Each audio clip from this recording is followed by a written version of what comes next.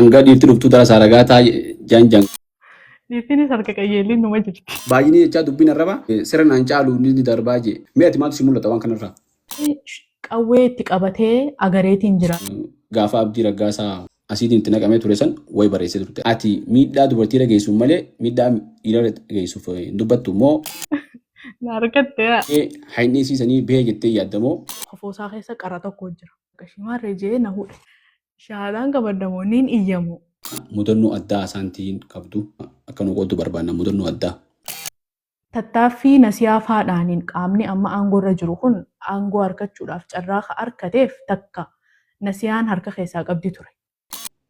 Khadiir Jawaar kantiibaan akka nama haadhaa fi ilmoo qabuutti, haadha manaa qabuutti, obboleettii qabuutti yeroo wanni san dubbatamtu maaliif wanni biraatti dhagamtee akka nama dhuunfaan irra duulan jee duula biraa duulchisa. Bineensi hammeenya hin qabu, bineensi seera uumaa hin diigu.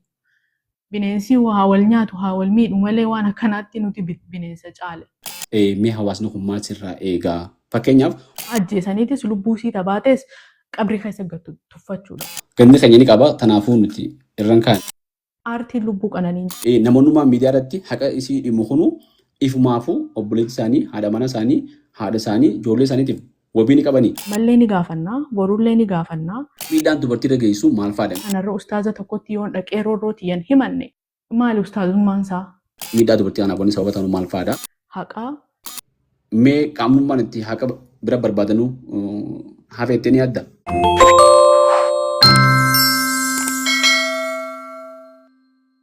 Mee gama biraatti deemna waa'ee dubartoota miidhaa ganii dabarra. Maaliif yeroo hedduu waa'ee miidhaa dubartii irra ga'u irratti aktiivili engage goota jechuun nama miidiyaati.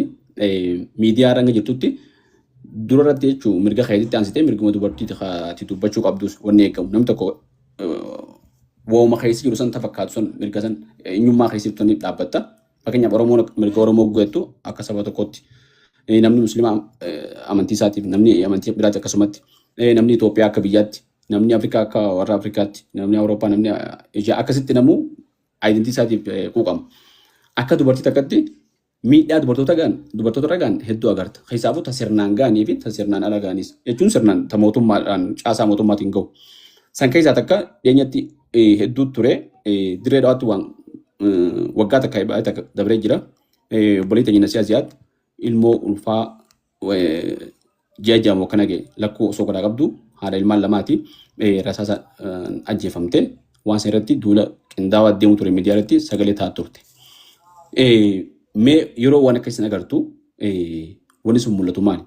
Namoonni yakka akkasii kun raawwatame silaa itti gaafatamummaa qaban seera kabachiisuuf dirqama qaban yeroo waan akkasiin osoo hin godhin hafanitti maaltu itti dhaga'ama? Akka haadhaatti amma akka haadhaatti akka intala namaa takkatti ilmoo namaatti akka haadha mana namaatti akka hundatti obboleettii namaatti namni gartee waan san osoo dandeettii qabu osoo itti gaafatamummaa qabu osoo olaantummaa seeraan kabachiisin dhiigasii osoo hin baasin dhiisu kun nama akkamitti yaaddamee maaltu itti dhaga'ama? Duraan dursee ani wanti gaaffii natti qaamni bulchiinsarra jiru tokko amma fakkeenyaaf mootummaan biyya keenyaa lammiilee bulchusan hundaaf quuqama qabaa ni ittisaa. Ittisa isaa jalatti yoonii fi qaamni biraa dhufee miidhaarraan gahe immoo uummata kana wajjin dhaabbatee quuqamuu qabu bulchiinsa. Maaliif uummatarraa baheetii nu bulchitaa sitti amannaa nu hogganii jaanii if dura kaayyatan waan ta'eef quuqamuu qabu bulchiinsa. Yoonii fi quuqamuu dhabe immoo gaafa uummanni kun akkana taane haqa namaatu kana nurraa miidhame haqa kana nuu baasii jaanii gizeenii fi itti iyyatan mee maaltu tahee jee dhufee si gargaaruu qabu haqa si mirkaneessuu qabu bulchiinsa. Osoo uummanni fincilee humnaan haqa barbaadachuun eegaliin duraa jechuudha. Itti aansee wanti naan galin nasihaan waa'ee dhimma nasihaa gaafa haasa'u. Nasihaan diinaa miti. Dhalattuu biyya saniiti achi guddattee jijjiirama kana akka dhufuuf uummata namoota dhiibbaa godhaa turan qabsaa'aa turan keessaa isiinuu takka. Taqabsoo itti haaftu akka nama lammii tokkotti akka nama tokkotti dabaan lubbuun sii yoo baate ummanni ka iyyatu nu dirmadhaa jee ka iyyatu bulchiinsatti. Bulchiinsi yoonii fi si dhaga'uu baate yoonii fi furmaata sii fiduu baate kara fincilaatti deema namni. Gaafa fincilli ka'e immoo biitinis bulchiinsummaan mataan sanis lammiileen biroo qulqulluun dhimma kanaa wajjin walitti hin dhufnes miidhaatu irra gahaa jechuudha. Nasiyaan dubartiidha. Haadha. Ulfallee turte gaafa ajjeefamte. Lafa abbaa sii irratti ajjeefamte. Qaama tokko bakka hin buutu. Lammii qulqulluu takka. Lubbuun sii baatee dhiigni sii jigee haqa nuu barbaadaa jechuun maal tokko ulfaataa ta'e naan galu ammallee. Maaliif haqni sii ka dhokatee naan galle. Si galee miseensa Liyyuu Haayilii Somaaleetu dhufee uummata biraallee buqqaasee isiis dhahee ajjeesee jaan hayyee taate miseensi Somaalee sun miseensi Liyyuu Haayilii Somaalee sun seeraa oli ittiin gaafatamu hirkoo miti bulchiinsi kun uummata isaatiif hirkoo miti. Magaalaa jaalalaati magaalaa sabaaf sablammoonni itti wal dandahanii wal jaalatanii keessa jiraatan yoo ta'e nasiyaan isaaniin adda. Si galee ammallee naaf ifaa miti maaliif dhimmi nasiyaa akka lafarraa harkifame maaliif akka haqni sii dhokote amataa fi ji'a 3 amma eegatuuti. Amataa fi ji'a 3 kana guutuu obboleeyyansi ilmaansi hiyyoomanii haqasiitis dhabanii lubbuusiitis dhabanii bo'aa jiran. Boo'icha lammii kana gizeenii fi xiqqollee dhaga'uu dhabde. Si galee gumaa fidaniitti kannuu jechuun lubbuun siisan qarshii 600 hin deebitu. Gumaa miti warri sii haa barbaade haqasiiti. Namni isii ajjeese sun seeratti dhihaatee haa nuu gaafatamuudha. Haa adabamuudha malee gumaa ilmoo fi namni tokkollee hin barbaadu. Ilmaan xixiqqoo sanantu haadha dhabe. Maatii santu ilmoo dhabe. Obboleeyyan santu obboleettii dhabe. Biyya takkaatu lammii dhabe. Lubbuu namaa daran wanti nama gubaa maaltu jira? Si galee wantoota biraatiifuu miidiyaa kabareejii kanninee haqa seera kabachiisna jaamee olii gaffiigama. Fakkeenyaaf tiktookariin tokko kaateetii uffata nuti uffannu shiitaa namoota shiita uffatan tuwixee jaame. Baasiin baasameetii dirree do'arraa finfinnee dhaqamee qabamtee dhuftee mana hidhaatti hidhamtee miidiyaa irratti olii fi gad deemee shiita keenyaatu tuqama je'ee ja'anii adabanii eegas booda dhiifamaan baasanii dhiifama boodallee sagantaa qopheessanii qaamoleen mootummaa irratti argamanii dhiifama ja'anii gaggeessan. Shiita sanaan qattee lubbuun nasiyaa. Shiita sanaan qatti. Maaliifi nasihaatu ajjeefamee jaamee qaamni isii ajjeese san akka silaa miciyoo shiita dubbatte tanaatti qabanii fidanii kunnoo hidhamee gaaffii teessaniif deebii kanninee adabbiin kanaa jaanii olaantummaa seeraa kabachiisuun maaliif akka dadhabame naan galu ammallee. Biyya teenya seerri ni jira, olaantummaan seeraa hin jiru. Seerri ni jira, katabamee jira, haqni hin jiru. Iddoo takka takkatti. Iddoo waan kabajaa magaalaatii fi mootummaatti bu'a ja'anii shakkan haqa bakka akkasii sanitti ni eessisan. Bakka lammiin qulqulluun kaatee iyyattutti immoo sagalee uummata kanaa akka sirbaatti gurratti dhaggeeffachaa dabaruun kun naaf hin galu. An dubartiidha waa'ee dubartiitiin beeka. Dubartiin takka gizee ajjeefamte gizee miidhamte immoo akka waan ana taateetti akka waan obboleettii taateetti yaa takka taateetti na guba. Abbaa fedhe haa taatu wal beenes wal hin beenes. Kana garuu mootummaan yeroo takka takka mootummaa qofa osoo hin taane qaamni naannoo san bulchu qaamni seerarra jiru namni olaantummaa seeraa silaa kabachiisuu qabamu ja'ametti yoonii fi keessaan tuttuqaan biraan jiraan gartee yoo lafa jalaan wanti godhamu hin jiraanne sababni itti mootummaan yookaan qaamni bulchiinsaa lammii isaa ta duuteef ta lubbuu dhabdeef ta ajjeefamteef itti haqan barbaanneef jira jee yaadu. Anammallee naaf gaaffiidha dhimmi nasiyaa gaaffii naan deebi'in. Dhugaa keetti osoo gartee dubartiif hin quuqamanii taate shiita san maqaa dubartii teenyaa arrabsitee jenii waajjirri dhimma dubartoota biiroon dhimma dubartii hundinuu irratti hirmaatanii sagantaa maallaqa miliyoonaan baasanii namoota gartee miidiyaa irratti beekaman hedduu tokko yaamanii sagantaa ajaa'ibaa godhanii gartee gaggeessaa malee sunidhaa fi kanaa miti. Mee wanni biiroon san waan san maxxansanii turanii gartee miidiyaa adda addaatiin beeksisaa turan waan san dalagaa turan qabamuu isiitii fi waan hundaa. Hanga ammaatti jechuun hanga guyyaa ammaa yeroo asii kanatti waggaa fi ji'a tokko kana yeroo kanatti waa'ee ajjechaa siyaasan ajjeefamtee hin ajjeefamne haqaan ajjeefamtee haqaman ajjeefamtee je'ee waajjirri bulchiinsa dirree daawwatiis ta'ee waajjirri poolisiitis waan takka hanga irratti maxxansine waajjirri dubartiitis torbaan isin ajjeefamte san keessa konferensii nageenyaati moo maal takka ture waan takka waa'ee isin dubbanne. Kajaabanattu biiroon dhimma dubartootaa kun lubbuu dubartii yoo ta'e dhimma dubartootaa keessatti eeyitu kun waa'ee maalii eeyti? Lubbuu dubartiidhaa kan dubbanne kan eeyi. Haqa gaafachuu qabdu takka isin jala deemte lubbuu dubartiitu rasaasaan bee. Isin san dubartii taate rakkoo dubartii lubbuu dubartii kucalliftu lubbuu isiitiif wabii maal qabdi isin waan jettu gaafii namatti ta'a yeroo hedduu. Gama poolisii dirree dhawaatiin gaaf tokko waraabessaatu waan ajaa'ibaati bara hedduu isa ajaa'ibsiisa. Waraabessaatu namni itti oriinaan fiigee dhufee waajjira poolisii seenee jeniiti miidiyaa irratti poolisiin dirree dhawaa maxxansan haqa barbaada jechuudha haqa daleenaa jechuu agarsiisuudhaaf. Hayni waraabessaa sun nasiyaa waraabessaa gadi moo haqa isa maaliif dubbachuu dhaban? Yoo seera dhiyeessuu dadhaban nama san seera dhiyeessuu dadhaban lubbuun isiisan bahuudhaaf gaddaan nu dhagama jennee maaliif ibsuu dadhaban? Khadiir Jawaar kantiibaan akka nama haadhaa fi ilmoo qabuutti haadha manaa qabuutti obboleettii qabuutti yeroo wanni san dubbatamtu maaliif wanni biraatti dhagamtee akka nama dhuunfaan irratti duulan jee duula biraa duulchisa namoota adda addaa. Kana ajaa'ibinatta mee wanni gama kanaan namni kantiibaa kumpaan namoota miidiyaa irra bobbaasanii namoonnummaan sila miidiyaa irratti sagalee qaban kanummaan adda addaa namni sila aartistiidha juufaan itti qoosaa turan ajjeefamuu isiitiin ulfa ta'uu isii ragaanii qabdaafaa jedhanii.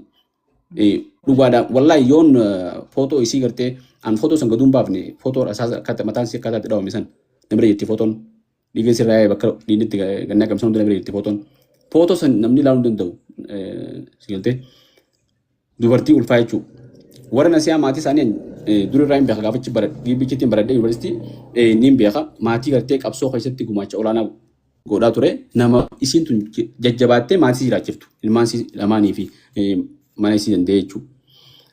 Nama akka isaniif bakka kannuu dhabanii dhiiga san dhimuun isaanumaafuu mee wabii ni qaban jettee ni yaadda. Namoonnummaan tokko namnummaan ichi bulchanuu waajjirri dubartii sanis namoonnummaan miidiyaa irratti haqa isii dhimu kunuu ifumaafuu obboleetti isaanii haadha mana isaanii haadha isaanii ijoollee isaaniitiif wabii ni qabanii. Wabiin qaban haadhaa fi obboleettii fi ilmoon namni dhiiraa kun protect na godha yoo ni waatee haqa kiyya baasaa je'ee namni irratti hirkatu ni jira jee yaadu. Maaliif tunis dubartiidha ta haqni sii dhokate. Haqa sii dhokachuu qofaa miti. Anka gaaffii natti ta'e haqa nama kanaa yoo barbaadanii jastisii yookaan haqa kannuu fi dadhaban namoota haqa gaafatan maaliif cunqursan maaliif ukkaamsan sigalee. Gaafa namni tokko waa ta'e nasiyaan gaafa ajjeefamuu siisan yoonii fi haa jennuuti nama san seera qabanii fidanii hidhuu yookaan adabuu dadhabanillee yoo jenne nama haqa isii gaafatamu maaliif doorsifama? Namni haqa isii gaafatamu maaliif doorsifama? Haadhaa fi abbaan haqa ilmooti yaa naa baasaa gizee je'e qarshii harceetti kannanii callisiisuun maaliif barbaadama? Nasiyaan qaama siyaasaa tokko keessa hin jirtu. Akka ilma Oromoo takkatti gaafa qabsoo san akka jijjiiramni kun dhufuuf qabsooyte. Tattaaffii nasiyaa faadhaaniin qaamni amma aangoo irra jiru kun aangoo harkachuudhaaf carraa harkateef takka nasiyaan harka keessaa qabdi ture. Nasiyaan harka keessaa qabaachuullee baattu. Haqa nu baasaa gizee jaan baasuudha. Baasuu yoo dadhaban haqa ni barbaannaa ifiif barbaaddannaa gaafa jaan immoo ukkaamsuu dadhabuudha.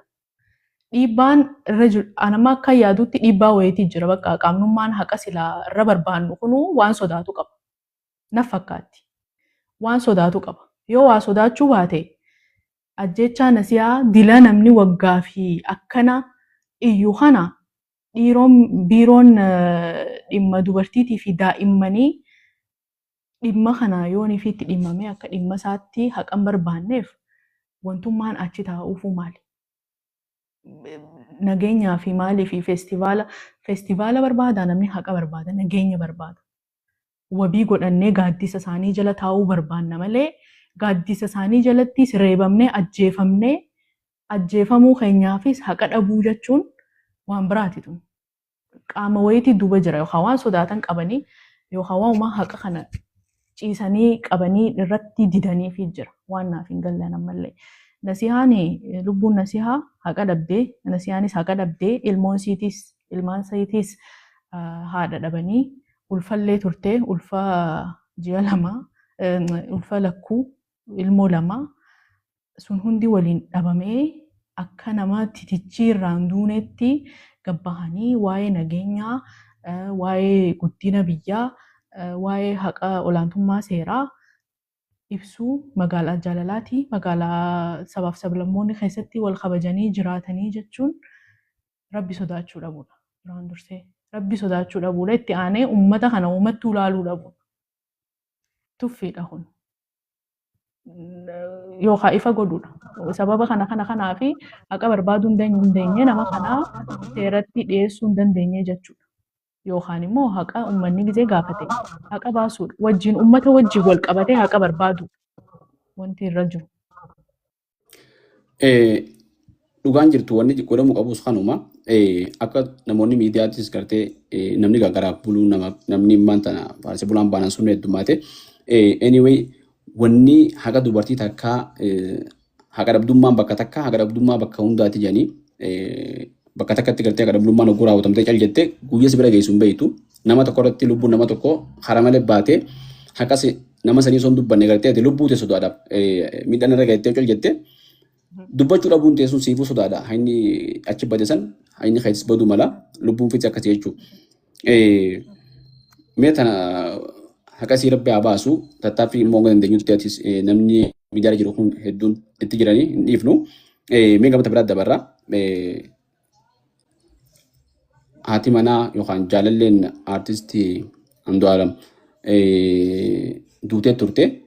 Ajjechaan isii sun ammoo akkaataa adda addaa ture shakkii manni murtii poolisiin Finfinnee shakkee isa to'annaa yeroo oolchee ture. Yeroo dheertuu booda ammoo hidhaa is bahee manni murtii amma bilisa jee isa gallakkisee himata hundarraa kaaseeti bilisa jee ni jira jenii sirba tokko gallakkiseen isaa dhiyeenya kana wanni ajandaa godhee amma deebiseef jechuudha. Gaafa san lubbuu qaaniitiif haqa barbaadu keessatti warra duula godhaa ture keessaa tokko si. Mee hayni isiisanii bahee jettee yaadamoo hayni isii ammallee hin baane haqasii ni barbaadna jetta. Hayni isii hin baane qaama garee takkaa jira qaama haqasii qabee irra ciisu jiru. Tun ifa jiru. Ajjechaan sii daba lubbuu dabaan baate lubbuun qananii. Dabaan bahuu qofaa miti. Namoota haqa barbaadan irratti illee dhiibbaa godhamaa ture. Waa'ee ijoollee nama qananiidhaaf sagalee taana ja'an irratti duulaa turanii ijoollee biyyaa baatanii beekan. Sababa kanaan ijoollee baatee Awurooppaa jirtu qubaan qabaa callisiifamaa turanii namoonni qaamaan isitti dhiyaatanii isii beekanillee akka gabbaanii waan dubbanne godhamaa turanii nama beekaa rafuu. Beekaa callisu kaasanis hin dhagahu namni itti aanee ammas tokkoomuu dhabuudha wanti nu miidha. At least yoon fi namaaf sagalee ta'uu dadhabde anarra miidhamee haqa dhabee taanaan yoon fi sagalee naa ta'uu dadhabde namoota sagalee naa tahan yoo dandeesse jajjabeessuudha yoo danda'uu baatte immoo irraa callisuudha. Sigalee san qofaa miti qananiin haqa dhabuu sii qofaa miti amma waa'ummaan qananiitu gizee ka'e.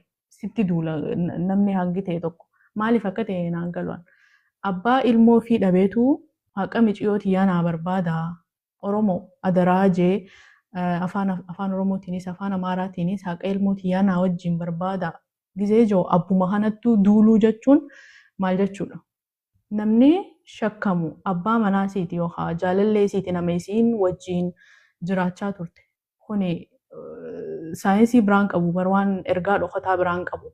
Anarreeyoonii fi miidhame ka dura itti gaafatamu na miidhees na miidhuu baatees abbaa manaa kiyyatu itti gaafatama. Jalqaba irratti maaliif isa wajjin hin jiraachaa jira. Abbaa manaa kiyya kana gaafachuu jechuun dirqama situu asaantii miidheessitu asaantii ajjeesee jechuu miti. Ni qoratamaa ni shakkamaadha. Shakkamee immoo yoonii fi akka qananii sanitti ragaaleen garaagaraa ka bahan taate.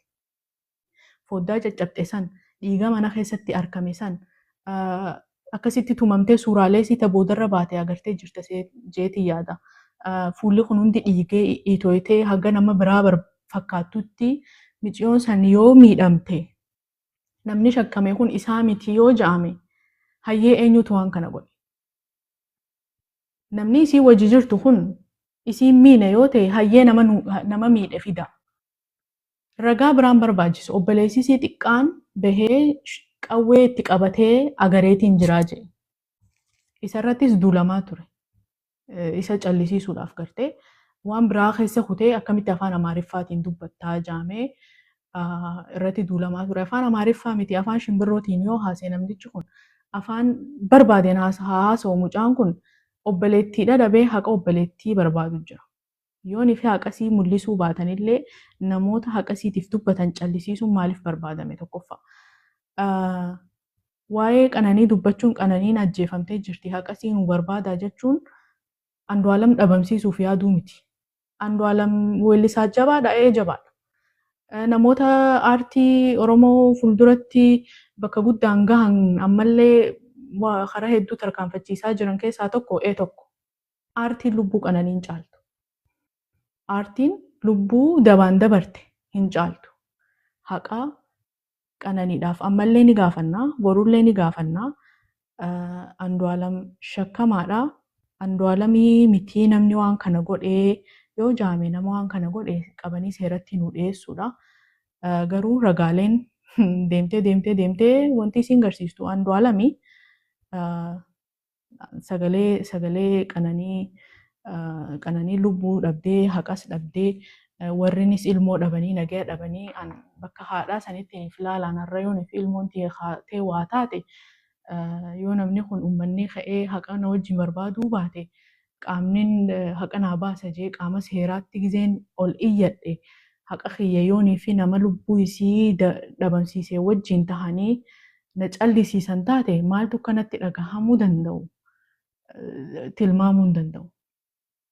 Kabraa hawaasni gaafa wanti kanaa uumame dubbiin qananii akkuma jirtutti ta'ee halkanii guyyaa dubbatamaa jirti.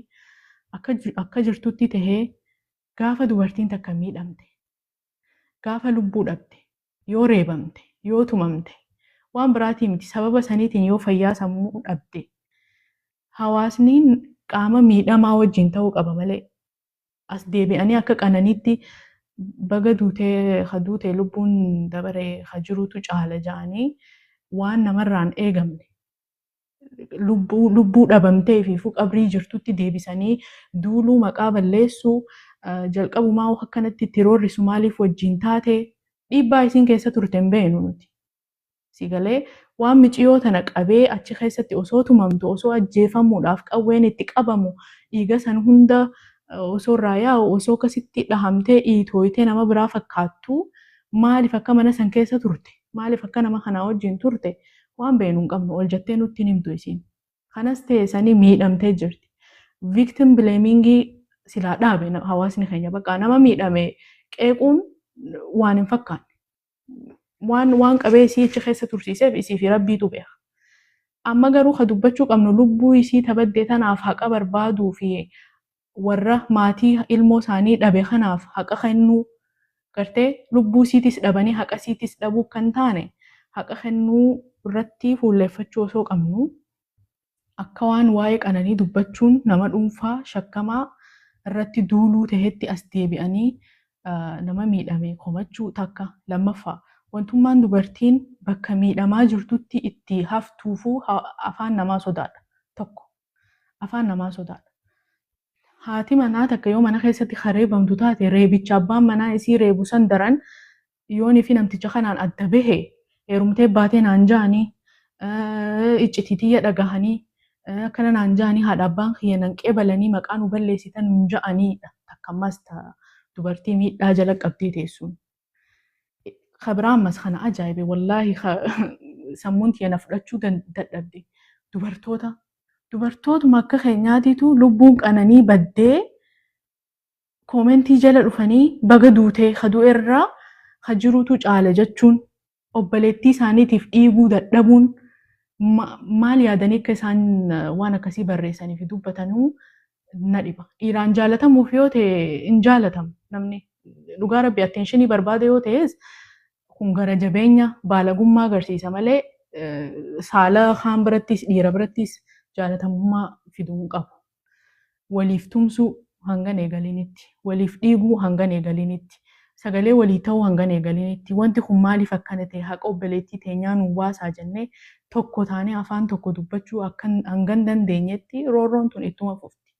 Kabira ammas dubartiin yeroo miidhamte haadha abbatti fiidi. Haadha abbatti gisee fiide haadhaa fi abbaan baga lubbuun naa baatee je'ee yoo qeebaluu baate. Lakki maqana balleessita kabajaadhaan si kennee si heerumsiisee manatti na deebitee namni bunaan na dhugaa yoo kaja'u taate.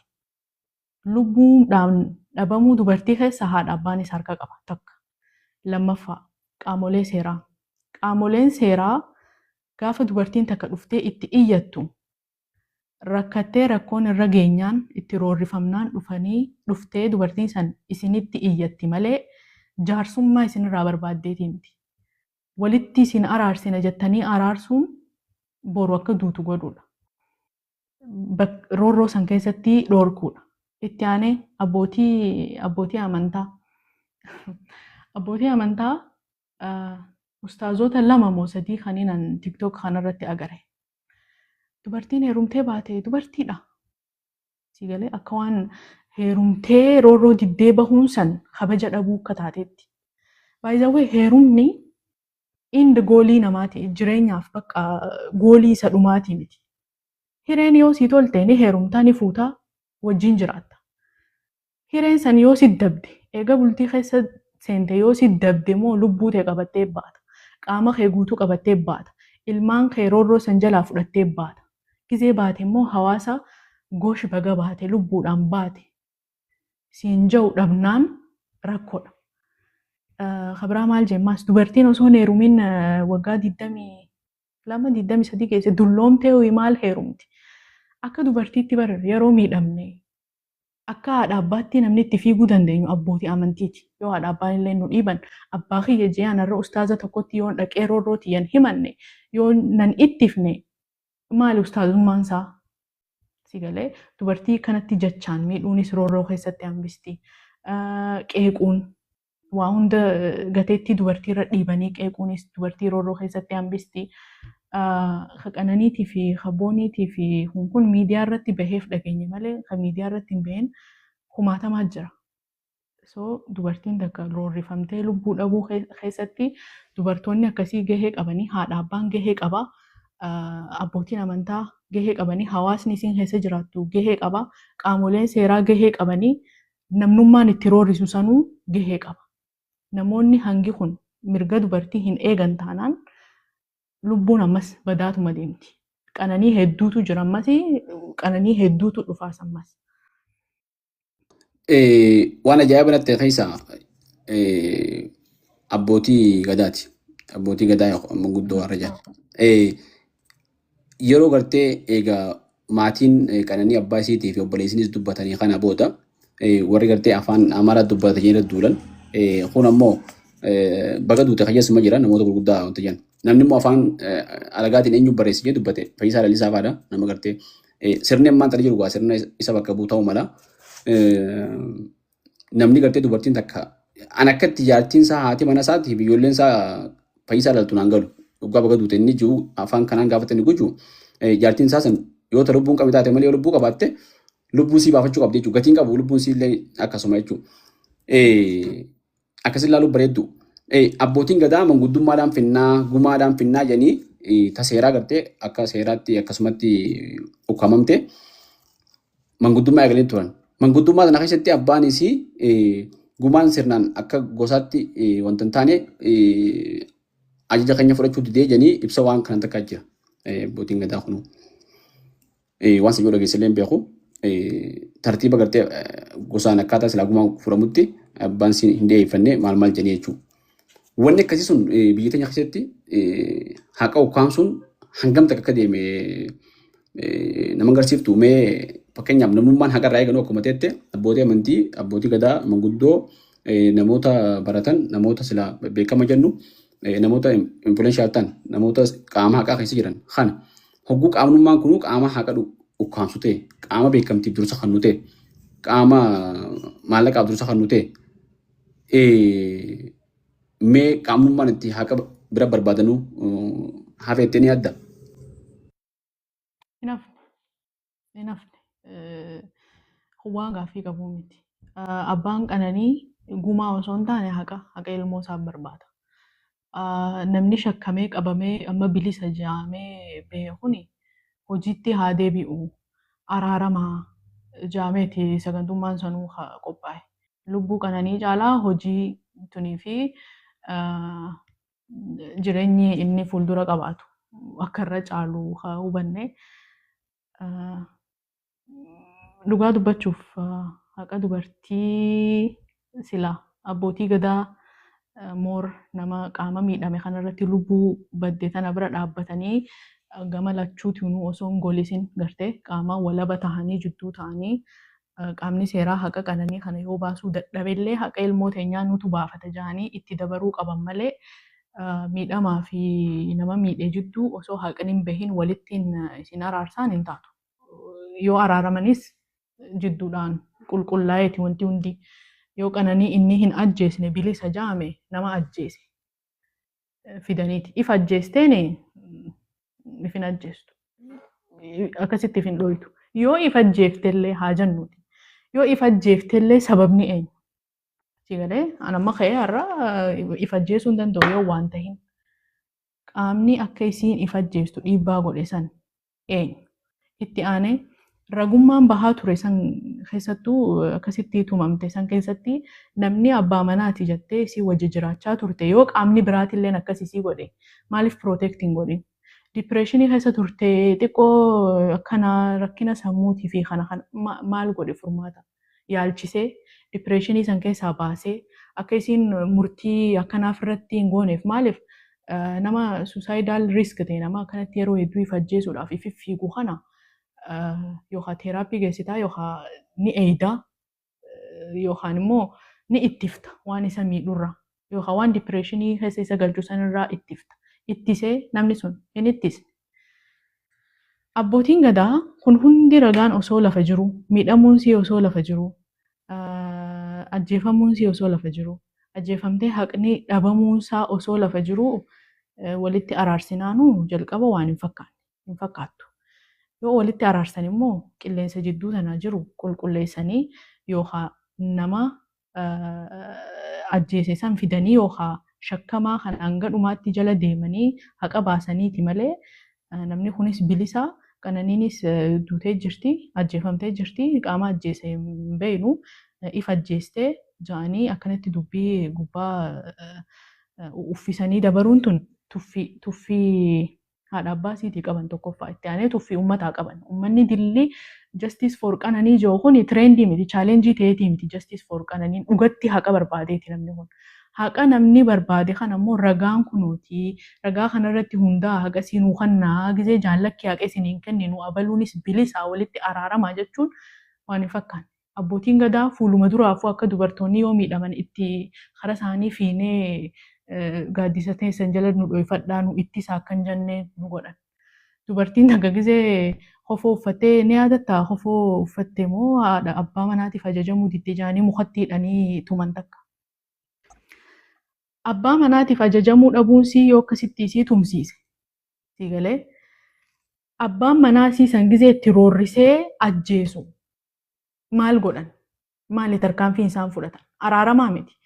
Yoo araarama taate dubartii silaa mukatti hidhanii tuman sanis waan kana ittiin deebi'in jaanii osoo hin tumin dura isaan jidduu dubbatanii abbaa manaatii wajjin araarsuu ni danda'an ture.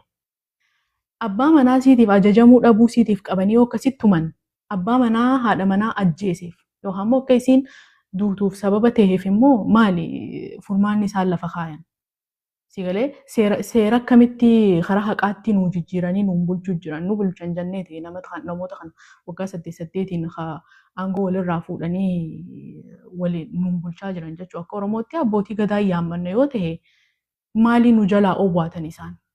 Maali namni kun beekamtii qabaateef yookaan immoo nama public figure ta'eedhaaf haqa ni caala, dhugaa ni caala, seera ni caala, lubbuu namaa tabaate ni caala. Homaa fiduu hin danda'anidha. Dhugaadha homaa akka fiduu hin danda'amne beekaniiti. Lubbuu namaa takka gizee baate torbaan lama ji'a tokko qofa uummanni boo'ee iyyee akka usu waan beekamee fi furmaata namni itti dhimmamee furmaata sii kan hin jiru. Miidhaa dubartoota qananii qofa osoo hin taane miidhaa dubartoota irra gahu immoo gaaffii itti aantu irratti hawaasni hagam takka wanti kun akka sodaachisaa ta'e akka hubatan waan hin barbaaduuf moor karaa waan riisarchiidhaan kaayamee addunyaa kanarratti dubartoonni miidhaa akkamii keessa akka jiran akka dubbannu hin barbaada. Hedduu gaariidhaatti deemna. Waa'ee qananii tana amma haala amma jiruun maatummaan isii sanuu gartee sodaachisanii fi waa hundan abdii kutatanii waan callisan na fakkaata. Hedduu nama dhukkubsa jechuun maaliif akka if gootee olaalte obboleettii ta'e gootee haadha manaa gootee oguu laaltu hedduu nama dhukkubsa. Maaliif namni tokko humna dhabuudhaaf tumsa dhabuudhaaf sirna keessaa wanni mul'atu sirna keessaayis tumsa dhabuudhaan jalqaba gaafa sayyoo yaadatte akkuma isiin ajjeefamteeni miidiyaa hawaasaa irratti bobba'an ajaa'ibaa ifiif ajjeefte warri jiru bobba'e. Namoonni bebbeekamaa ijaan namoonni gartee keessaafuu qabsoo keessatti hirmaatanii maal namoonni hedduun jechuudha. Waan nama jibbisu jechuudha. Waan qabsuma sanuu yoo dhiisan irra bareeduudha jechuudha. Maaliif qabsoo akka godhannu maan galu? Namni haqa dubartiidhaa deemu haqa isii dhiiga isii dho'isu qabsoo waliin barbaaduuf namaan galu.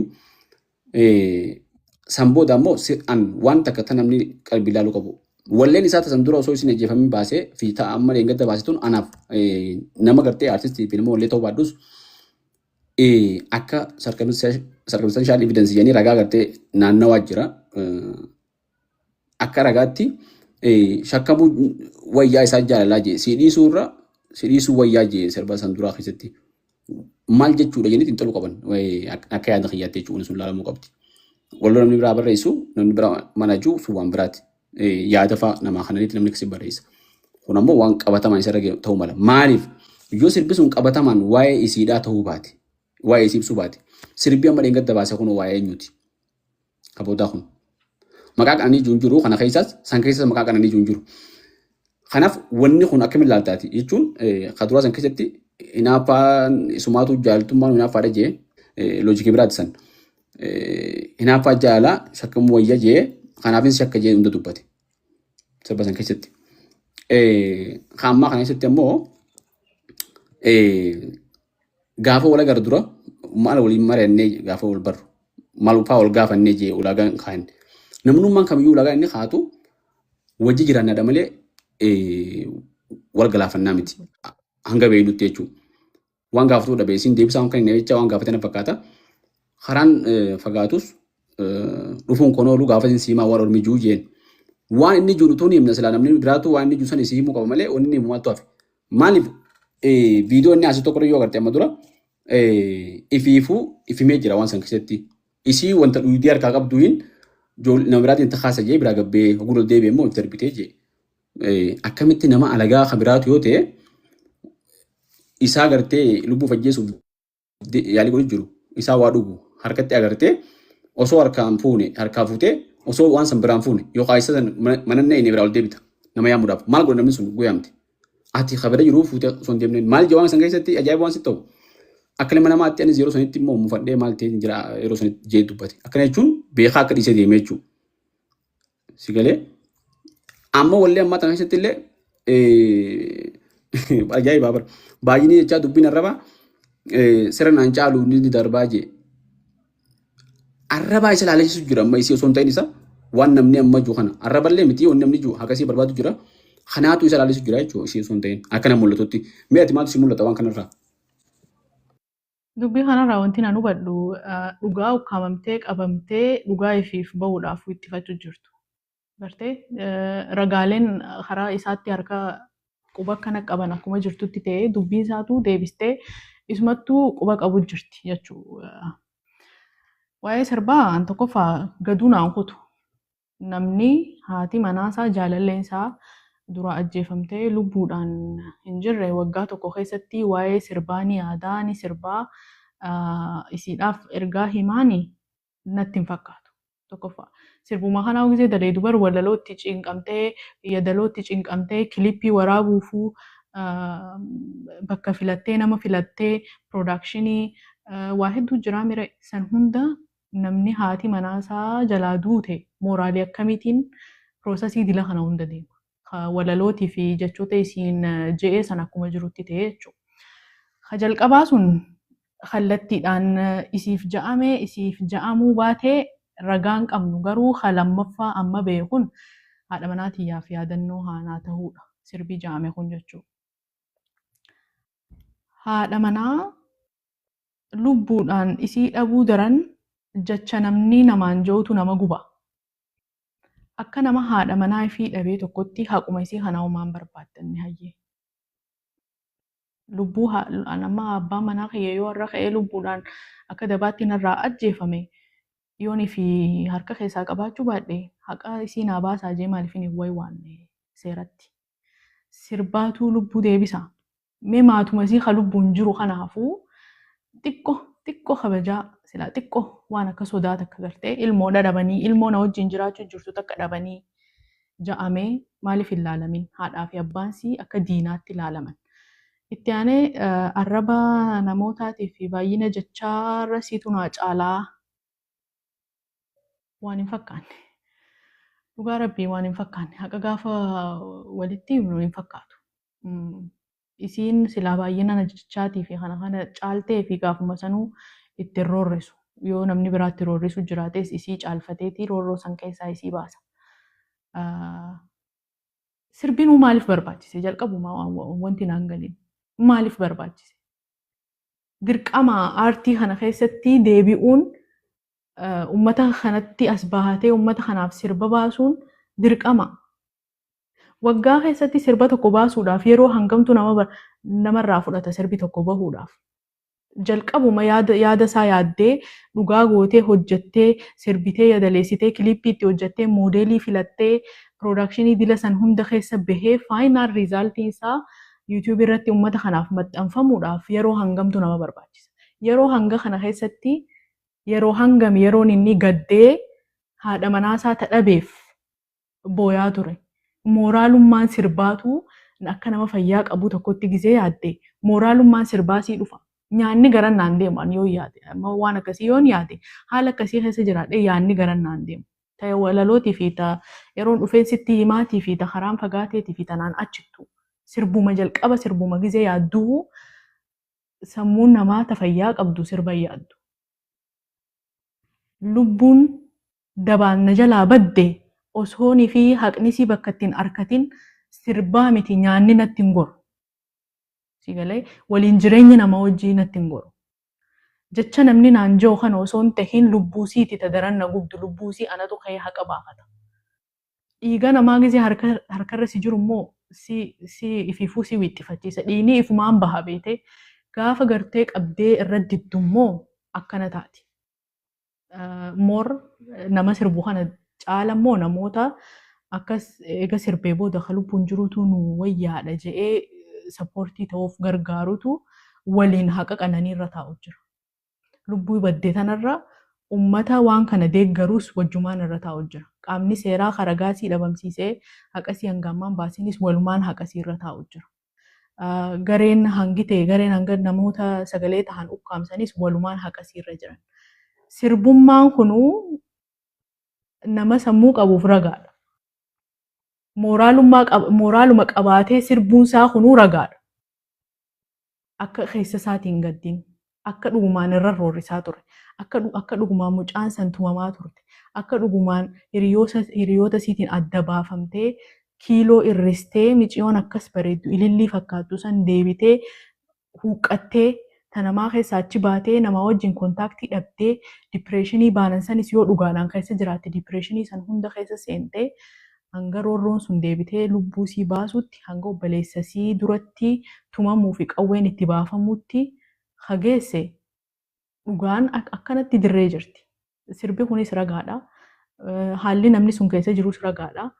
Maayikii qabatanii sirbanii kaameeraa dura dhufanii booyuun siin dhabee siin mararfadhaa jechuun akka nama uummata tokko nagaree gaafa namni du'e deemanii sooshaal miidiyaa isaa foloo godhan waan faayidaa hin qabne jechuudha. Nama ajjeesaniitis lubbuu sii tabaates qabrii keessa gattu tuffachuudha kun. Warra haadha abbaasii deemu kana uummattuu lakkaa'uu dhabuudha. Akkasii dubbiin sirbaa walaloo fi kana durattuu inumaan fakkaattu sirba mumaa hin qabu. Kun tuffiidha. Dhiiga namaatti taphachuudha. Kun lubbuu dubartii takkatti qoosuudhaan akkasitti nu badha. Hedduu galatoomii waan takka ta'an gartee baala miiqatti galteen an gallee namuma kanaafu hayni bahuun hayni mul'achuun wabii takkafa wabii lubbuu duuteef ta'a. Lubbuu duute sanii fi hayni sii ba'a. Lamada ammoo nama silaa gartee shakkame kanaaf akkaan barbaachisaadha. Hayni sun mul'atee ifaa ifa bahuun. Yoo gartee inni isa taate itti murtooytee seeraanis taatu aadaanis taatu dhumu itti murtooytee jechuudha beekamtee. Yoo isa ta'uu baattes akkasi beekamtee. Afuraffaarratti kan wabii taatuuf namoota biraa uummataaf. Maaliif yakkoonni akkanaa raawwatamee akka namoonni harka dhiigaa bilisa ba'anii uummata keessa hin deemne. Wanni namaa hidhuu barbaachiseef nama adabuun namni har'a nama ajjeesa kun borus nama biraa tokko ajjeesuu mala waan jiruuf adaban. Harkasaa kana gabaabsuuf incapacitatiin jenni akka namni sun gartee waan silaa godhu san ittiin fufneef irraa qabudha. Malee waan biraati miti bara. Saniif hoggummoo uummata gallakkisan waan sana soorraan goone uummanni kunis wabiin qabu jechuudha. Inni mataan isaa sammuu isaa isa gaafate. Ammoo waan kana rabbi beeka nuti akka ragaan agarsiisutti waan agararraa dubbanna. Inni immoo qabatama ni beeka. Fakkeenyaaf dipireeshinii maal dipireeshinii isa lagarraa waraabbatte dipireeshina yoo lagaa waraabbatte malee dipireeshina akka jaarsaatti hojjiranii isuma biraarraa sababatti dhufa jechuudha. Kana osoo hin ta'in obboleessi yeroo adda addaatti galee akka tumuu himee sonni jiru shuguutii akkatti qabatee gama kan dhahee himee waa'ee duutu akka himee Andu'aalamoo haasofsaa keessatti guyyaa gartee fajjeeftu ogguun dhufee waan natti dubbattee waan gaafattee seetti walitti aaree maal jee dubbattee jechuudha. Kun hundinuu eessaa ka'eeti. Isuma bira jechuudha. Hayni kun bahuun isumaafuu nageenya kana jedhi jaadan. Maaliif yoo itti murtaa'eetis adabamees yoo gartee is ta'uu baatee wanni sun beehes. Namni waan balleessan hin jiru ilma namaati. Balleessee wanni kun akkanatti hin balleesseen harka taatee jechuun hirummaadha. Akka baasu haqaa dhaabbachuu. Ammoo namni harka dhiigaa kanaan ni dho'isan jedhanii dhiigni bakka bobeessaniin biqila jedhanii akkuma teettee sirba san keessaan akkuma biqila fakkaatti. Akka uummataatti immoo haqarraa waan abdii nama tuchisaa deema. Hedduu bareedaadha. Mee gaaffii ta'antu dabarra. Miidhaan dubartii irra geessu maal fa'aadha? Mana keessatti isaa taatu miidhaa dubartii irra geessu maal fa'aadha? Sababni miidhaa dubartii kanaaf wanni sababa ta'u maal fa'aadha? Akkamitti maaltu furmaata waan kana hir'isuudhaaf? Waan kana yaada kiyya yookaan yaada mataa kiyyaa akka isaanitti himuudhaan dura ragaa qabatamaa riisarchii godhamee irratti hundaa'ee haasa'uun barbaada. Miidhaalee dubartii irra gahan jechuudha. Odeeffannoon amma dubbachuu deemu kun daataan isaa UN World Health Organization UNICEF fi UNODC yookaan United Nation Office on Drug and Crime isaantu riisarchii kana baasee ragaa hagam takka akka dubartoonni miidhaman lakkoo isaan hedduu akka ta'anii fi miidhaan isaanii kun yaachisaa akka ta'e namni akka hubatuuf.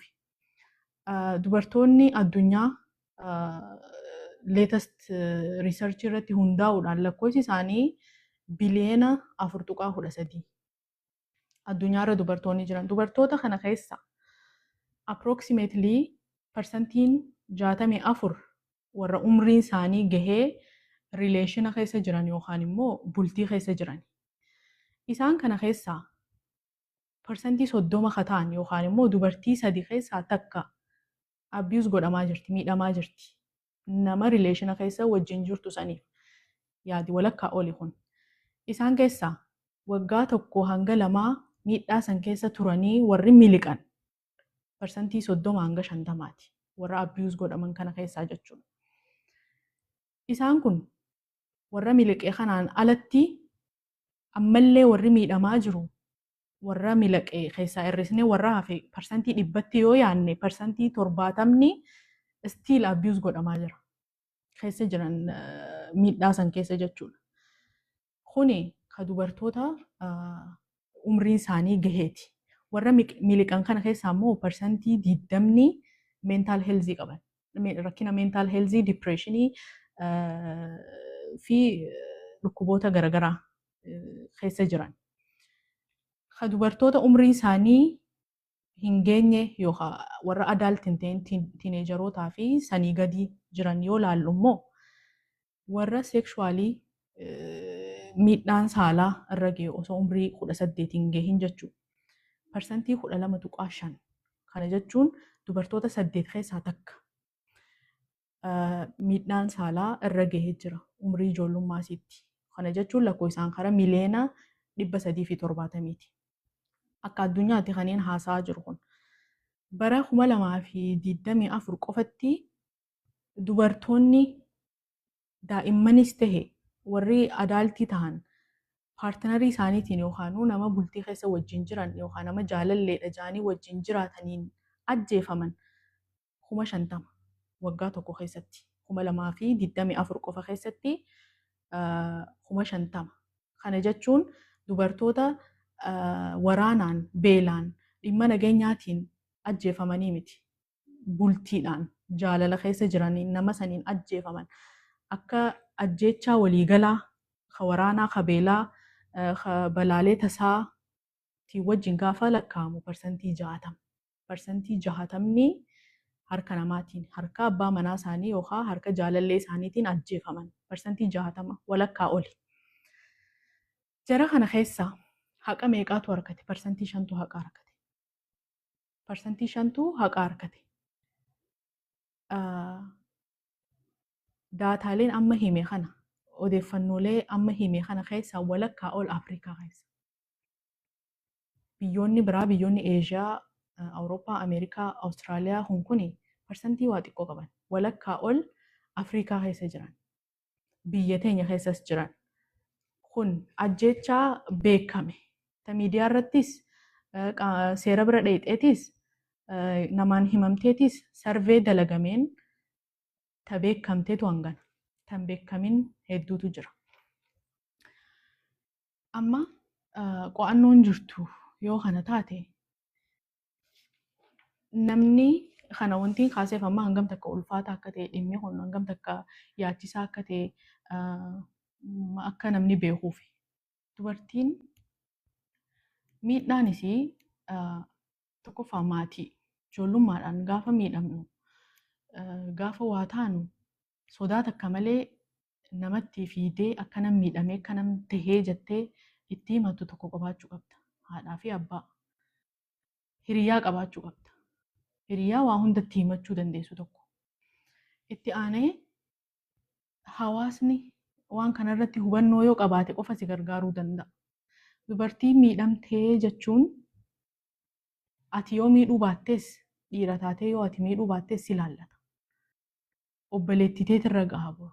Haadha ta'e, haadha manaa kee, ilmoo teetirra gaha.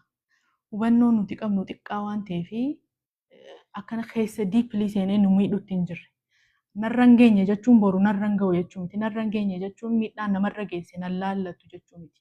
An harka keessaa qabaachuu baadhuus ittisuu danda'uun qaba. Yoon ittisuu dadhabe immoo miidhaan siitun ifa baatee akka haqa argattu godhuu danda'uudha qaba.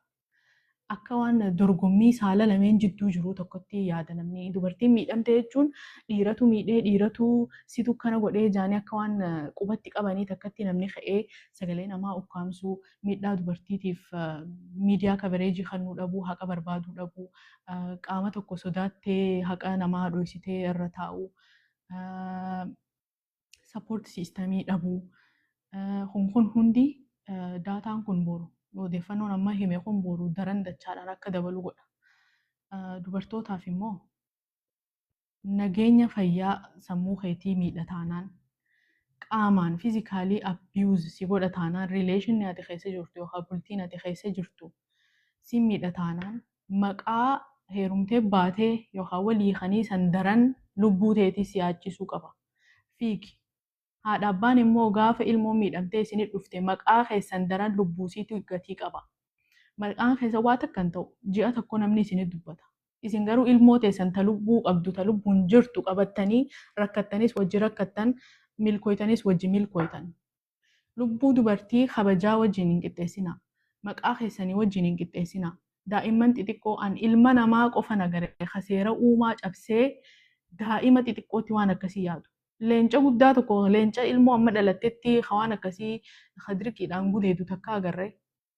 Bineensuma biraatu mee namni amma fakkeenyaaf hammeenya gaafa dubbannu inni kun namaa miti bineensa jennaami. Bineensa caallee baramu bineensi hammeenya hin qabu bineensi seera uumaa hin diigu.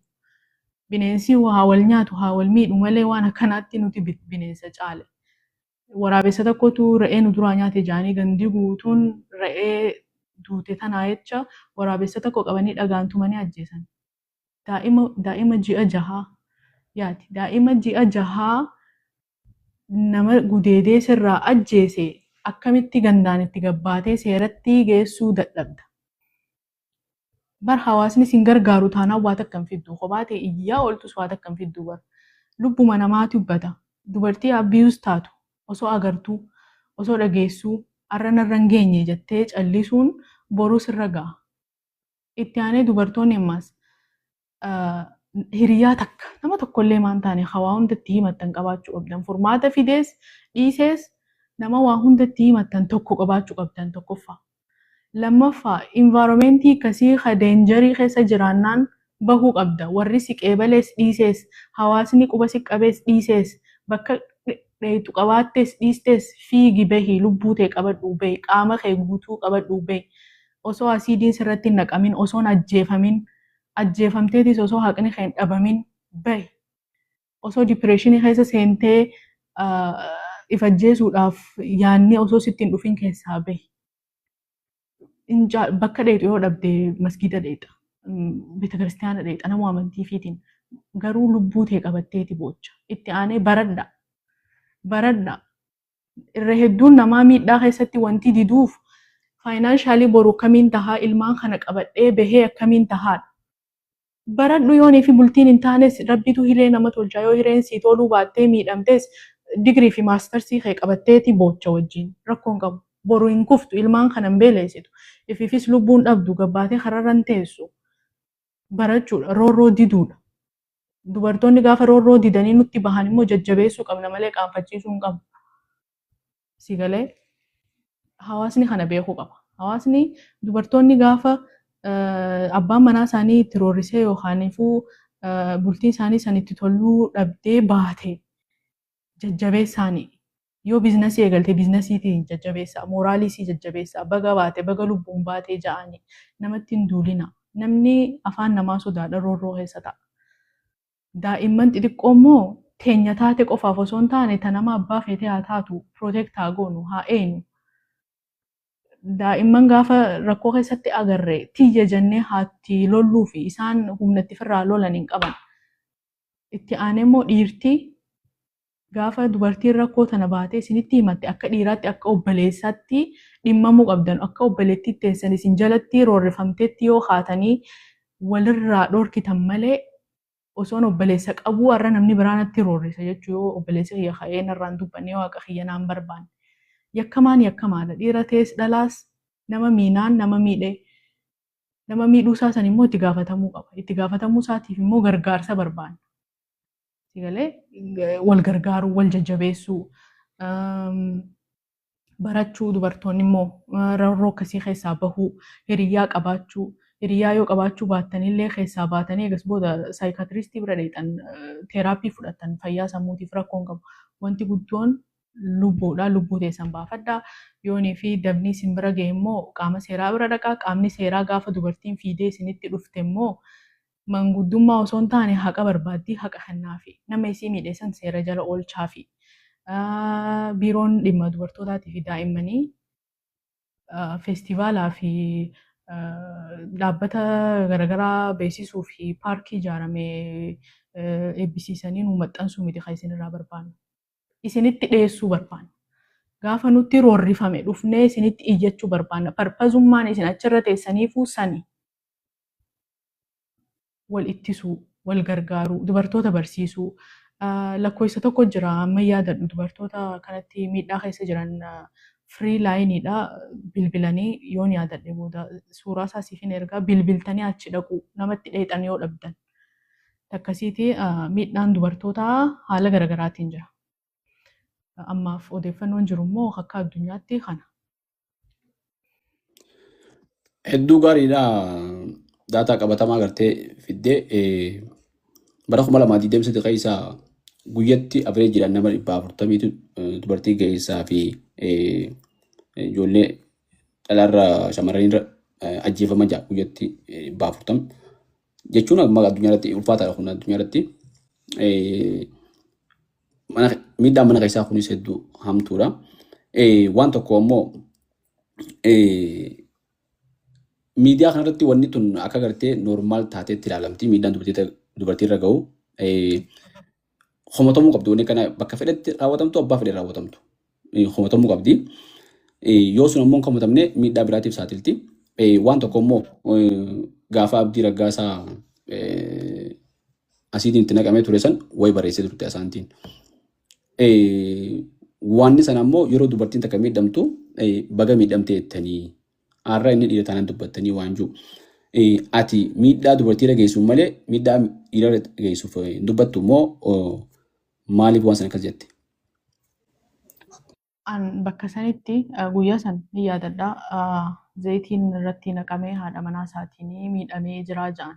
Koomentii irratti osumaan akkanatti ilaaluuti akka nama tokkotti inni san obboleessa kiyya ta'es dhiisees nama ta'uu isaa qofaaf miidhaan isaa san na gaddisiistee jirti. Dhugaa dubbachuuf akka nama dhuunfatti. Garuu maxxansa isaanii jala dhaqeetiin koomentii dubbise. Guutuun dubartii akkana gootee abaara. Guutuun maaliif akkana gootee namni ijoo hin jiru?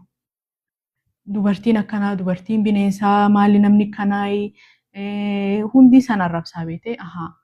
Qananiin gaafa duutus, gaafa ajjeefamtes guutuun ka'eetuma nama silaa shakkame kanaaf xabaqaa dhaabbataa. Gaafa dubartiin kaatee roorroo diddee nama miites isumatu itti gaafatama. Silaa dubartii taate hin jiran amma ka'eetiin silaa dubartii taate namni miidhame kuni kaduu irra ka lubbuun jiru caala jettanii. Gaafa isin roorroo diddee baate immoo akka waan duuriyyeetti, akka waan kabajaan jaalannetti, akka waan bultiisii jibbiteetti ilaaltanii itti roorristanii. Dubartiifis maaliif enerjii wal fakkaataa maaliif hin qabaanne maaliif itti roorristanidha. Meebii yeroo isaa eeggachuu dhabuu danda'a maxxansi kiyyasan. Malee akka nama miidhaa isaa irratti gammachuu qabuuti miti. Anamma akka dubartiitti miidhaa dubartiiti kaniin beekusi kayoon narra gahees fiil godhuu danda'u ka dubartiiti. Gama dhiiraatiin immoo akkanumatti namni tokko ka'ee kan hubachiisu yoo jiraate lachuu ni hubanna. Garuu qabatamaan wanti jiru dubartii miitu caalaa dhiira dubartii miituutu jira. Dubartiin maal gooti miidhaa saniif deebii kenniti. Obsitee gaafa dadhabde humnaan ofirraa dhorku waan dadhabdee fi kaatee zayita danfistee itti naqxe micoon tun. Kana hunda gaafa maxxansu roorroo isiin dhageenye. Dhugaa rabbii roorroo isiin keessa turte san hin dhageenye. Koomantuma san laaleetiin akkamitti gaafa dubartii miidhamtus the same reaction. Onnachuu tana maaliif dhabee namni jee kaase. Eegas booda roorroo isii dhagaa. Tumamuusii haadha manaa taatee gaafa namni dhufee hojjettuu tiyya ja'anii namaan akka wal barsiisaa ture. Ulfa taatee ulfasii dhiitee keessaa akka baasaa ture. Haadha abbaa isii irraa fageessee bakka fagootti mana kireessee bilbila irraa fuudhee nama tokko wajjin neetworkii kontaaktii akka hin qabaanne akka godhaa ture san boodan dhagaa. San boodan dhagee. Eegas boodallee ittiin gaabbine poostii kiyya sanitti jechuudha. Yeroo isaan eeggatiin malee roorroo akka dubartiitti namarra geessuuf deebiin isin kennitan maaliif wal fakkaataan taanee qofan barreesse malee akka namni hedduun akkamitti hubatee akka waan miidhamuu isaatti gammachuu qabuutti. Gammachuun qabu walis hin beenu waan hin miidhaa namaatti nama gammachiisus miira akkasiin qabu. Gammadu osoo hin ta'in maaliif perspektiivii irraa ilaalte amma akka dubartiitti dubartiin akka miidhamni feeta. Dhiirtileen akkasumatti akka dhiirtiin miidhamni ni feeti. Garuu wanni kun gama lachuutti yoo jiraachuu baate dhiirti dubartii eeguu yoo baatte dubartiin dhiira eeguu yoo baatte akka reefa ta'etti sanitti gartee miirri dorgommiidha saala lamaan jidduu yoo jiraate akkuma hawaasaattuu balaadha kun balaatta. Gaafa dhiirti miidhamte dhalaan ka gammaddu yookaan gammadu illee baattu waan san keessatti jechuun yoo baga isin hin miidhamne hajuu taate. Dhiirti immoo hoggoo gartee dubartiin miidhamtu baga isin miidhinni baga isin miidhamte hajuu taate hawaasaaf balaadha. Wanni waan san nama akka keetirraa akka gama tokkotti waan jechuun hin eegamne jechuuf si gaafadhe. Maaliif dhiirtillee hogguu miidhamtu itti gaafatamummaa isa dhagamtee wanni duuba jiru maali akka hin miitee ammaan tana waan biraata kaaftee jira. Micoon sun maarraa kaateeti waan san goote waan jiru. An waan kana miidiyaa irratti hin dhagaan ni arga garuu akka nama gartee tokkotti qabatama amma namoonni haasa'uu danda'u miidiyaan irratti hin beeknu waan haasa'amu hunda dhugaa inni fudhachuun ulfaata amma yeroo amma jiru. Maaliif faabrikeet godhee namni haasa'uu danda'a. Namni immoo micoon san akkas sarraatanya jeeni akkas jeesan micoon san waan san yookaan waraabdee na bira yoo keesse yookaan maatii namni itti dhiyaatu qaamni beeku maatii irraa silaa fageessee akka jaanii sanitti namni beeku san yoo akkasi qabatamaan hime yookaan inni gartee waan san konfees godhee waan san godhe yoo hime malee wanni miidiyaa irratti haasa'amu kun jiru hedduu qabatama natti hin fakkaatu. Ammoo namni gartee lafaa ka'ee waan akkasii godha jee yaadu. Abbummaan fedhee woomaa jira malee. Saniif wanni akkasii dhufuun duratti akka tiree fe'attee dura gartee nama kominikeet nama wajji godhanii nama tokko hatti matan qabaachuu wayyaa maaliif furmaanni maali? Amma waan isii godheefisiin saniin deebisuun isaan lachuun miti. Waan isii fayyadde hin qabdu. Isis inni miidhamuun jechuudha. Isinis gartee seeraa gaafatamtii osoo seeraan ta'uu baattees yoo gartee inni yeroo sanitti wanni san isa san harkachuu baate isii harkatu taate inni harkaan isii lubbuu isii gaaga'uu danda'a. Haalli gartee waan akkasii tarkaanfii akkasii ulfaataadha jechuudha dubartiittu. Kanaafin kaasee waan akkasii komatamuu qabdi jechuudha illee komachuu qabda biraalleen vaayolensii nama fedheetu komachuun barbaachisa jechuuf si kaasee bakka sanitti. Mee waan biraatti dabarra. Mudannoo addaa.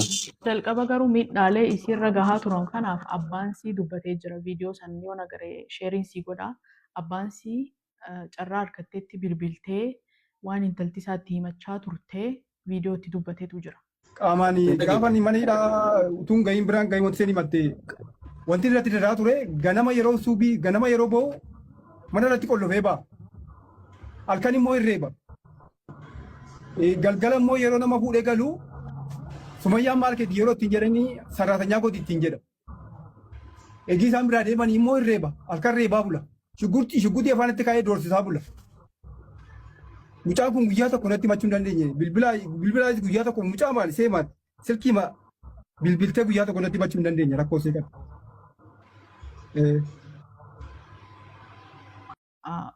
Moor ani karaa waan sooshaal miidiyaa kanarratti faabrikeettee natti hin fakkaatu waan namoota qaamaan isaan beekantu wantoota kana dubbachaa ture waan ta'eef waan abbaan sii dubbate siif hin erga. Miidhaa isii tana dura immoo kan inni waan san jedhan akka dubartiitti silaa dubartiin gaafa miidhamtees miiruma wal fakkaataadhaan kaatanii nu loltanii nuun loluurra nu dhiibuurra nu cunqursuurra akka obboleettiitti silaa nu dhaggeeffattanii waan jirurraa kan hin kaase. Sun gaariidha. Anillee waan sana qabattiin dhageetti tokko irratti saniifin waan micoota kan dhagean nama biraa himuun dhagee waan sana oggaa gartee miidiyaa taasisan oggaa gartee abbootiin seeraa ka TikTokun abbaa langaatiif abbootiin seeraa ka TikTokun yaamanii mana murtii TikTok irratti haasofsaniin dhagee wanni isaan dhiyeessan kun gaayoo fedhe faabrikeet ta'ee qofa osoo hin ta'in akkasittis amanuu osoo hin ta'in fudhachuudhaaf ragaa qabaachuu barbaachisaa waan jiruuf micoon himtu san hangam takkatti dhiyaatti waan jiruufiin waan san kaasee anyway waan gartee ragaa qabuun deemuun barbaachisaadha garuu immoo vaayolensiin bakka hundatti dubartiitti roorrisuun ifuma roorrisuudha mataan si deebi'ee jechuudha. Kan miidhusuma amma haadha mana keetii yoo mites suma miidha amma dubartiin andoo haala mi'oo wajjin deebitee I don't know tabiraa mee gama gaafii biratti dabarra asaanti turtii bareedduu waliin taasifnee yeroo dheertuun silaa fudhadhe namni gartee gaazexeessaan hareenni kanuma nama godha. Yaa keessaa namni akka gabbuunetti miidiyaa irra buune akkuma gabbuunu miidiyaa irra gabbuune tanaafi mee kan natti jedhamu xumuraa deemna mudannoo addaa asaantiin qabdu yoo jiraattee takka lama akka nu qoodu barbaanna mudannoo addaa. Mudannoo sana hedduu tani miidiyaa irratti hime taniin hin himin takka ta'a. Namallee bashannansiistu waan Finfinnee keessatti narratti ta'e takka.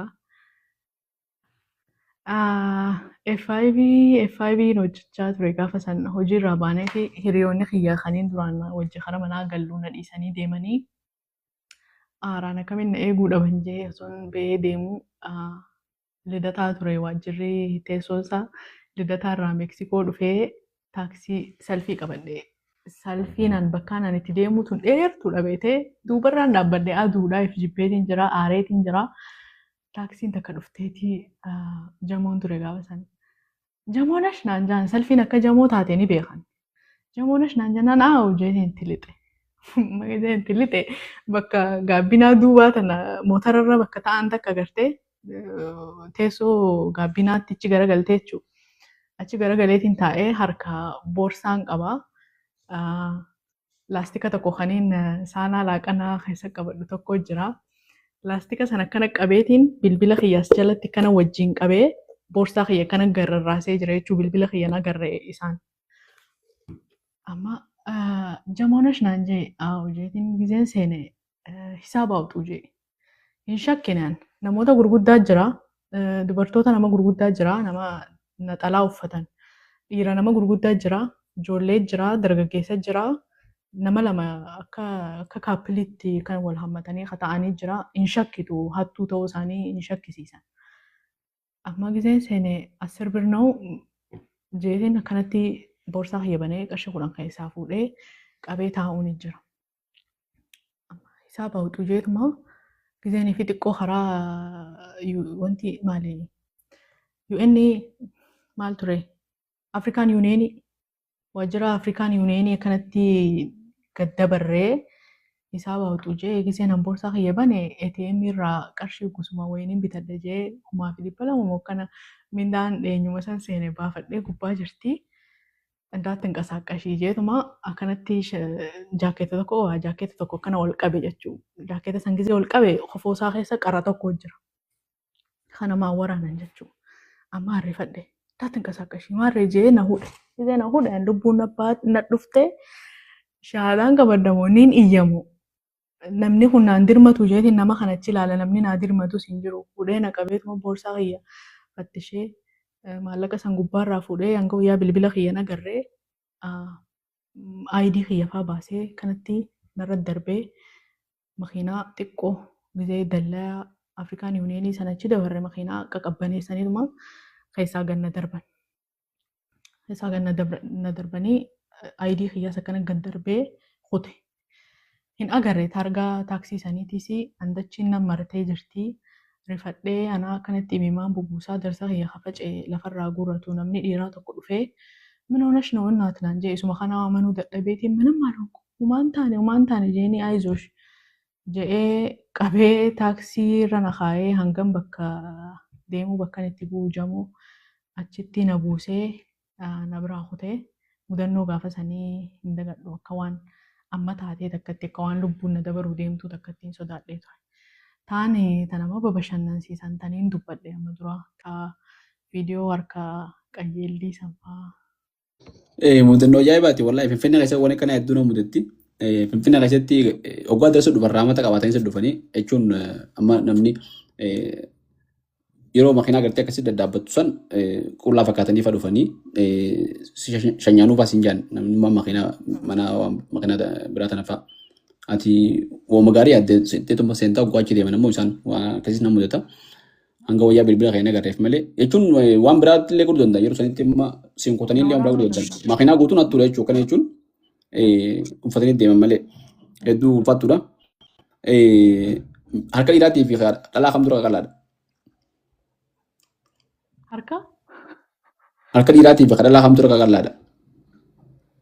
Harkuma fiizikaalee yoo ta'e dhalaa na fakkaatti. Akkana jechuun dhalaan harka qalleeyyiidhaa jechuudha. Dhiirtiinis harka qajeelliin numa jirti.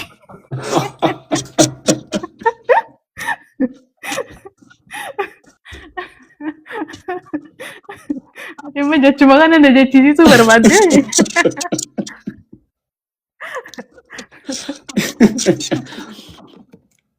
Duba. Na harkattee sirraan kafaladha.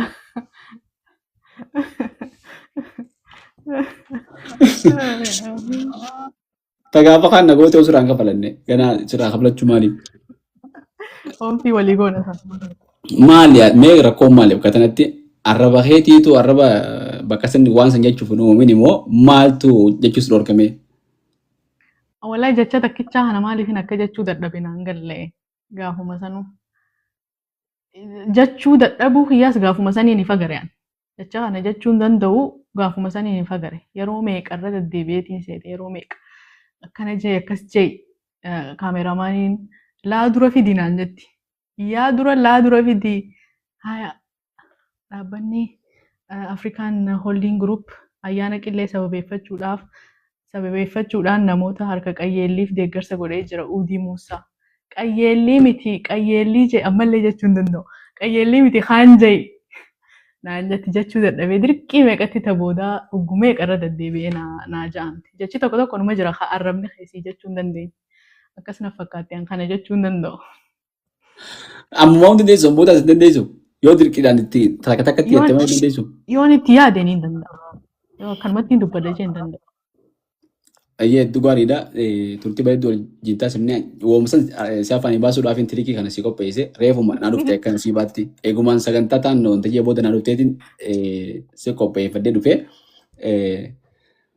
dhugaadha turtii bareedduu waliin taasifnee gaafii takka qofaan nuuf hodhu maratti asaantiin nama haramaa ka'ee biyya amma isin jirtullee hin beekne si tuntuun himne kan nuti waan himne isaa beeknaree biyyaayis bee ba'aa argamaa jiru. Nama miidiyaa takka lama miidiyaa adda addaa hojjetee jiru. Ammaan tana immoo miidiyaa mataa isaatiin as baati moo dhuunfumatti haasa'anti pilaatfoormii gartee biraatti yuutuubii kanaan ifumaaf dhufti moo miidiyaadha maal sirraa eenaa sila artistii taate wallee tan baaftanii si gaafanna amma nama miidiyaa waan taate jecha miidiyaan as baata moo sagantaa biraa kontentii biraatiin as baata moo mee hawaasni kun maal sirraa eegaa fakkeenyaaf waan amma kaaftee wajjin wal qabatee miidhaa dubartoota irra gahu kanarraa miidhaa waa'ee barnoota dubartiitii wajjin wal qabatee waa'ee bultii jaalalaa fuudhaa heerumaa waan kana hunda irraa soo barbaadda sagalee mul'atti mee maal sirraa eenaa fuulduraa waan jiru. Galatoomii gaaffii bareedduudha. Fuuldura asaantiin ni dhufti. Miidiyaa mataa isiitiin dursammoo yuutuubiidhaan ni dhufti. Sagantaalee babbareedduu muuxannoorraa beekumsa waliigalarraa amma immoo asitti baradhee narsii ta'eetiin jira waa'ee fayyaarraa biyyuma kanattuu barachuun piroosesii akkamii keessa akka nama dabarsuu chaalenjiiwwan jiran advaanteejii biyya tana namni dhufee fudhachuu qabu wantoota biyya kanatti godhamuu fi godhamuu hin qabne ati karoora hedduun qaba. Waa'ee bultiirraa diipilii haasa'ullee baadhu namni gaafa bultiitti seenu maal ekspeekt akka godhuu qabu riyaalitiin jiru maal akka ta'u jireenya jaalalaa walii obsuu nama wajjin waliin jireenya waan hedduu ati wantootaan karoorfadhaniin qaba. Yuutuubii mataa kiyyaatiin ni dhufa yeroo dhiyootti inshaallah akkasiin na eega asaantiin fuulduras waan hedduu waan haaraa fiddee ni dhufti. Inshaallah hanga su gortee caadii misee seeyina hanga dhuftu hanga dhiirti dhuftu dara saaragaa taa jaan gandi gaafa kaan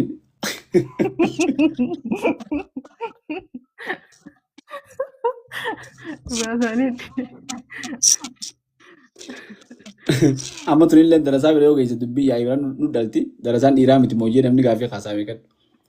Qophaa'e. Ammaan tana akka amaariyyuu san namni gartee jiidhee fi roobban sodaatu jedhanii coballoonni jira tanaaf sodaanne gama xumuraa dhageenya jira sagantaa teenya sagantaa bareedduu hin taasifnee namni gaa osoo baratee maal jee miidhatti dhufiin akka kiyyaa kun akka fedhu taan dura dabarsee fedhu taan booda dabarseetti sagantaa oofa dhumarratti waan dhaamsa dabarsituu yoo qabaattee waan ni hafteettu waan haasofne keessatti yoo qabaatte dabarfadhu sagantaa teenya saniin goolabna. Ayyee galatoomii duraan dursaa barkoo miidiyaa keessummaa keessan godhattanii na affeertanii na iyyaafattanii yaada akka asaantitti qabu narraa odeeffachuu keessaniif hedduu galatooma. jajjabaadhaa sagantaan keessan hedduu bareeddii international sadarkaa sanitti isin eenaa yoo rabbi jee inshaallah tabiraa dhaamsinii nan qabu afgaaffii kana keessatti yookaan interviyuu kana keessatti gaaffii aadamnaa dhiyeessee gaafan deebisu akka isaantitti akka wallaalummaa kiyyaati malee waan hin bakka bu'uun qabu akkasumas naa hubadhaa ilaalchaa isaantiiti kuni yoo qeeqni jiraates yoo wanti sirreeffamu jiraates akkasumatti karaa nagayaatiin walitti himaa deemnaa kabraa wantoota kaasne kana hubannoodhaaf qabadha boru gocha jijjiiruudhaaf yoo nu qabattan bareedaadha jeetii yaada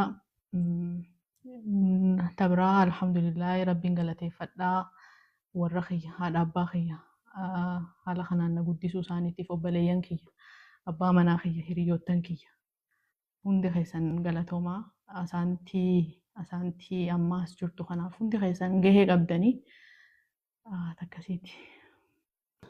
Hedduu galatoomii asaantii hedduu galatoomii miidiyuma kanarraa dhugaa dubbachuudhaaf gaafan si argu namni kun beekadhu gandummaa maalmaa kana numa qabana fakkaatti uumama na fakkaatti waraara maatii gaafa jiran